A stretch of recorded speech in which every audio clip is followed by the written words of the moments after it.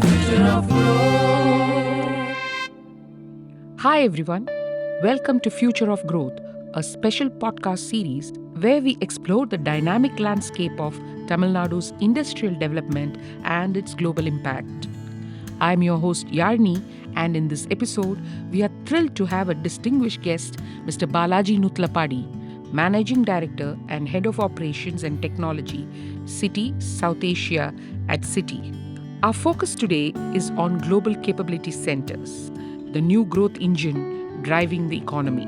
Mr. Balaji sheds light on how GCCs align with CITI's global strategy, leveraging Tamil Nadu's skilled workforce and business-friendly environment. We explore the balance between global standardization and localization, the impact on talent development in Tamil Nadu, and the role of GCCs in fostering innovation. Join us for a concise yet insightful conversation as we unravel the transformative journey of global capability centers, more popularly known as GCCs, shaping both the global and local economic dynamics. Now to our guest. Hello, sir. Welcome to our special podcast series, Future of Growth. Thank you. It's a pleasure being with you today. Sir, it would be wonderful if you could provide us an overview of how global capability centers have played a role in fueling economic growth, especially keeping in view how CITI Group has contributed to this model. Global Capability Centers, or GCCs for short, as I'll refer to them for the rest of this podcast, have really exploded in the last 4 or 5 years in India and across some other countries as well. I think the concept of strategically hubbing functions together to create scale and synergy has really worked. Specifically in India, we have more than 1,600 GCCs today. That number is growing every year. These GCCs employ more than 1.7 million employees directly today and several more indirectly. The sector is growing at about 12 to 14% CAGR. And in terms of value, it's much beyond monetary value. It's creating linkages from India to the rest of the world. The knowledge economy in many companies centers around the talent in India today. I think this sector has been one of the top performers in Indian IT and IT-enabled services economy in the last several years, will continue to grow, and by some estimates, it could employ as many as 4.5 million people by 2030.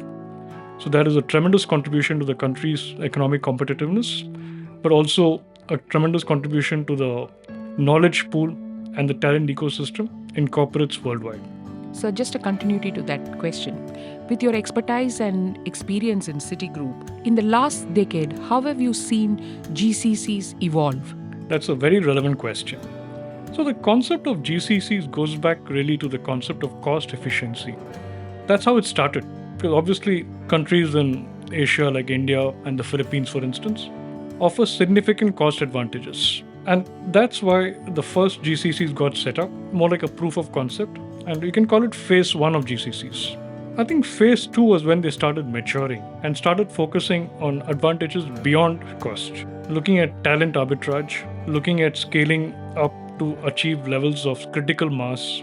I think phase 3 is where we are right now for most GCCs, which is really driving global platform development, application development, global operational process management, global finance and risk related work out of India. And here, most GCCs have already reached critical mass. They're now starting to look at how to develop synergies between different functions operating from the GCCs and also synergies with the broader technology ecosystem in this vibrant market. So it started with cost, moved on to talent, and has now moved on to innovation and driving transformation across the enterprise. I see that continuing to move in that direction. But I have been a part of this journey personally for many years now, and it's been a pleasure to see the evolution from a small proof of concept to this industry driving transformation globally today. Wow, that was like almost looking at a rags to riches song in a movie. So the understanding is that multinational corporations often establish global capability centers to enhance operational efficiency. How do these centers align with the broader strategy of global financial institutions, leveraging the advantages of skilled workforce across different countries? Sure. I think CITI Group's journey in India itself has been a fascinating one. We have been in India over 100 years now, and specifically in the technology space, CITI has been a pioneer in leveraging the Indian talent pool, right from the 1980s onwards, much before most other multinationals started discovering the talent pool here. We now have 30,000 employees across 5 cities in India, 5 GCC sites in India, supporting the length and breadth of CITI globally in 5 major areas: technology, operations, finance, risk, and analytics. And we are now also starting to explore and scale up in areas, non-traditional areas, I would say, like legal, compliance, model risk management, and other allied areas. So, if you look at the CITI journey, it's kind of illustrative of the overall GCC sector in India. Tremendous growth, full-scale GCC covering all functions of the company. Started with operations and technology, but starting to evolve much beyond that to all enterprise functions today. If I look at how this contributes to the company's strategic priorities, this is deeply embedded. I think technology transformation is core to most companies' agenda today. And the Indian talent pool across GCCs is actually best poised to help companies on their digital journey.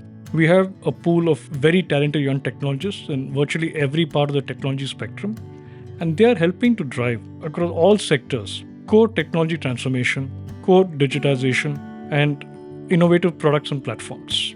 In addition, in other areas, for example in finance and risk, which I spoke about, and analytics, we are finding the ability to achieve scale, strategic scale in India, which can drive end-to-end transformation of those functions globally. I'll give you an example in analytics, and it's an example in CITI which I'm very proud of. Almost 3/4 of CITI's analytics work is done in India. Global analytics work, 3/4 is done in India. And what we have seen from the team is repeated examples of how they can identify opportunities that were not known before to drive value in terms of ideation and execution and overall efficiency for the firm, much beyond cost. They drive customer experience improvement, they drive internal process changes for simplification, and the net result is that all of these pools of talent in India are coming together to produce virtually a new company in many ways. CITI's journey is similar to many other GCCs I've spoken to, and I think the momentum is only going to get faster because digitization is clearly a theme of the future. I think the 3 strategic priorities for any firm today are digitization, simplification, and customer experience. India and the GCCs in India are uniquely poised to drive transformation in all 3 areas. So interestingly, Tamil Nadu positions itself as a prime location for GCCs. So how do you see multinational corporations benefiting from the state's favorable environment and also its strong skilled workforce? I think India as a whole offers a tremendous talent pool. But within that, I think Tamil Nadu has been a state where we have tapped deep. We have more than 10,000 employees today in Tamil Nadu. Our association with the state goes back right to the mid-1980s, and CITI has consistently been a top employer in the market. Our experience has been extremely positive. We have found a very good quality of talent here. Of course, engineering talent, I don't even need to speak about it. Tamil Nadu has a lot of engineering colleges, very high quality of engineering education, and the quality of fresher talent here is at least equal to, if not superior to, most other states in the country.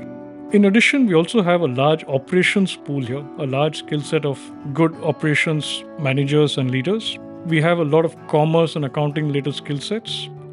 So, in effect, Tamil Nadu offers multiple skill sets, good quality, very good industry partnerships with academia, and now a growing lateral ecosystem because of the sheer size of the industry here. I also must call out that Tamil Nadu has offered a very favorable business environment in many ways, with a lot of emphasis on ease of doing business. And we have always found it very easy to operate here. And it's been a pleasure for us to continue to grow, and which is why we keep investing in the state. I'm extremely grateful for all the local partnerships and support we have received. And I do think, I'm speaking not just on behalf of CITI Group, but on behalf of all GCCs operating in the state. So I'm just curious to know, how do you balance between the global standardization and local adaptation? It's a very good question. See, our processes, our platforms, our way of operating is globally standard. And I think that's true of most multinational companies. So we bring the advantages of global best practices, employees experience globalized learning programs and talent development programs. But while we do all of that in a consistent fashion globally, we also adapt locally as required. And there are certain things that we drive locally. For example, our processes around engagement of employees, our internal mobility programs to help employees grow within their chosen locations, our engagement of the local colleges, engagement of local communities, our engagement with peers in the market here. These are all locally driven. So a combination of global scale and best practices accompanied with local engagement works very well. So employees kind of get the best of both worlds in a sense. And I believe that's one of the reasons why this setup is quite aspirational for many employees to join. Because they are working here at the same time being part of a global digitized economy. And barriers have disappeared. Today, working out of Chennai, in an office in Chennai, you're seamlessly connected to the rest of the company globally. And especially with the rise of remote working, I think now it's so seamless that employees here feel truly connected to the global economy. This was not the case, let's say, 10 years ago. People still felt they were in a bit of a backwater, but now it's changed. And for me, individually, it's been very gratifying to see that change, where people sitting here are responsible for global projects and produce impact in capitals around the globe. So, going back to my question on Tamil Nadu, can you share some insights from your experience on ease of doing business in this state? I would say in many ways. When we set up our GCC sites in India, I think we saw a very good partnership from all of our local players across both the regulatory and the private ecosystem. And I can give you a couple of small examples to concretize and illustrate what I'm referring to. When COVID broke out, for instance, and we all had to react in a few days, I thought Tamil Nadu did a tremendous job in the way all parts of the government, the industries ministry, the police, local corporation authorities all came together to ensure that we could still continue to operate even through the lockdown for critical functions in the office, arranged for e-passes, arranged for exemptions as required. And right through, what I saw was an understanding and a conviction in all those regulatory players that this is an important sector and should be supported. We did not even need to explain to them. They understood this. So I think that defines the supportive environment in the state. Another example I can give is how Guidance Tamil Nadu has actually helped to foster interactions between GCCs and colleges, and between GCCs and non-traditional ecosystems. So I think the active role the state plays in developing the overall ecosystem is very helpful to us. So I would in all say that this is a very favorable environment and we could not really ask for anything more. So, while we are on the topic of Tamil Nadu, recognizing Tamil Nadu's top ranking in the Export Preparedness Index, how do GCCs contribute to enhancing global competitiveness and export capabilities? Well, our contribution is only a small part of a very, very large state industrial ecosystem here. But I think we are proud of our participation. We have been here right from 1985 in terms of harnessing Tamil Nadu's pool in technology and operations in particular. As I said, we have more than 10,000 employees here and we will continue to add more. We've also been in many ways a champion of best practices, bringing in global views into Chennai. We have shared that with many of our peers in the ecosystem. We have been part of several government initiatives and panels around how to further grow the ecosystem in Tamil Nadu, and we intend to continue doing our best in that space. We have worked with many colleges across the state to improve the level of industry-academia partnership. We have a lot of community partnerships in the state as well.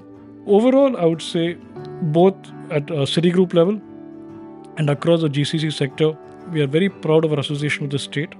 And it's also a two-way association. We get a lot of benefit from being here, and we are working on our best to give back to the state as well.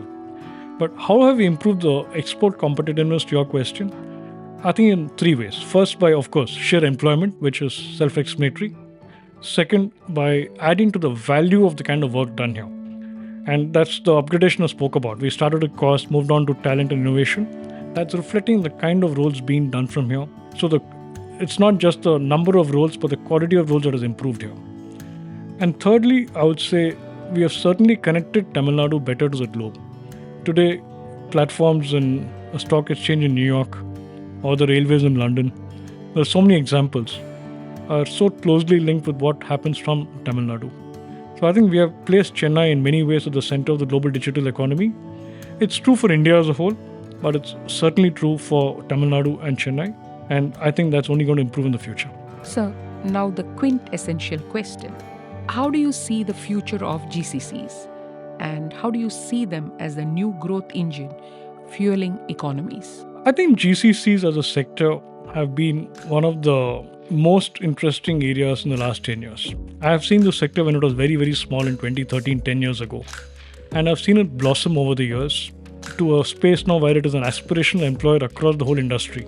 And if I zoom out 5 years from now or 7 years from now to 2030, I see more than 2,500 odd GCCs in India with 4 to 5 million employees, creating direct impact on corporates worldwide, across countries, across continents, across sectors.